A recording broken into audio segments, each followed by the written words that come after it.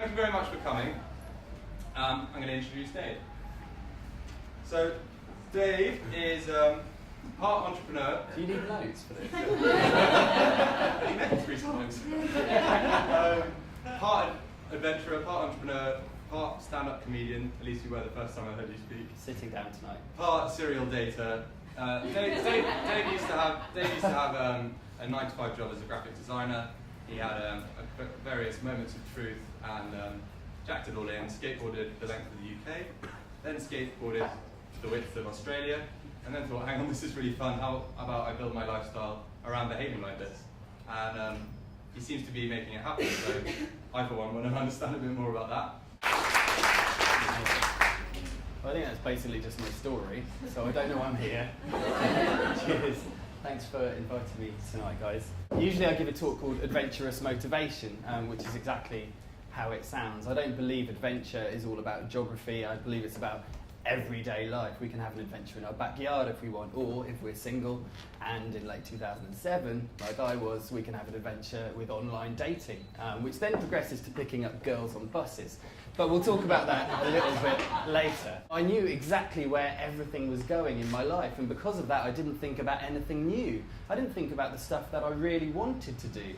Ideas have to come from somewhere. It's really simple when you've got an idea to take it from just that little seed and turn it into reality. Yes, you need determination. Yes, you need a plan. And yes, you need the will to make it work. But I think the hardest thing is actually coming up with that idea in the first place, and it completely fits into this idea of comfort killing ambition. It was just the sanest decision I made in my life. However many people told me I was mad, however many people told me I was crazy and I was probably going to die, I knew that by trying to skate further than anybody else had ever skated, which at that point was 3,000 miles, every single day I'd experience something new. You're not allowed to skateboard on the road in Australia, it's against the law.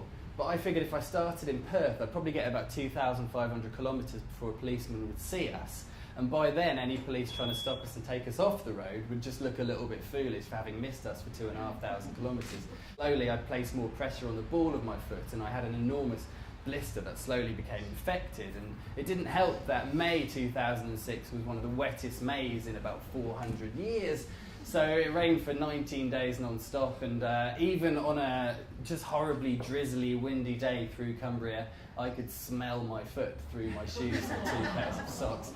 It's probably the most beautiful place I've ever been. This road, the Air Highway, is longer than Britain, just by itself. It took me 18 days to skate it. It took 34 days to get from John O'Groats to Land's End. And it's just completely empty. Nullarbor means no trees in Latin, so it's exactly what it says on the tin. There's absolutely no shelter.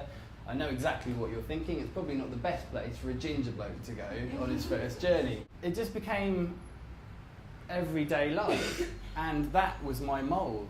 And beforehand, I just kind of followed the societal route.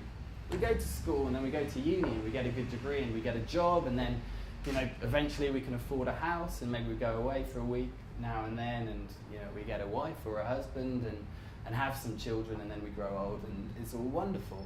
But I really remember a moment where I went into Sainsbury's in Swansea, and I'd been there for 6 or 7 years, and this woman had been there the whole time. She was probably about 60 years old, and I got chatting to her, and I'd never seen her smile before, and she smiled for the first time when I actually spoke to her.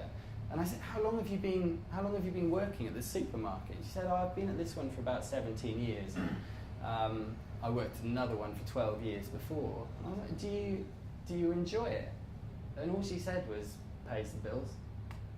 And I thought to myself, I can't imagine a worse answer for why you're doing a job. We all get lost sometimes, and I have a period of recalculation at least 2-3 times a year, basically when I'm feeling bored of myself and what I'm doing. Back in the beginning, I did something called back to basics. On one hand, I counted off the things that were going on in my life that I wasn't happy with. Either they needed change or they needed a lot of work. And then on the other hand, I started ticking off almost like a little bucket list, the stuff that I wanted to do with my life, location, who I'm with, certainly job, that's really, really important. And then I just kind of married them together. And the whole concept of considering whether we're happy doing what we're doing, just the considering it starts giving us answers. Whether we choose to listen to ourselves or not is really important, but essentially that gets straight to the bottom of it. You just got to be completely honest with yourself. After the skateboarding expedition, I just kind of drifted for a couple of years. I wasn't sure whether I could call myself an adventurer because I'd just done one adventure.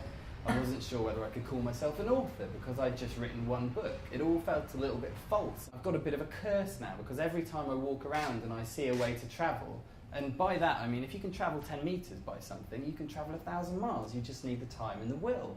Whether it's a foot journey or a free cross, like a cross trainer from the gym, but a German guy's put it on wheels because that's what Germans do.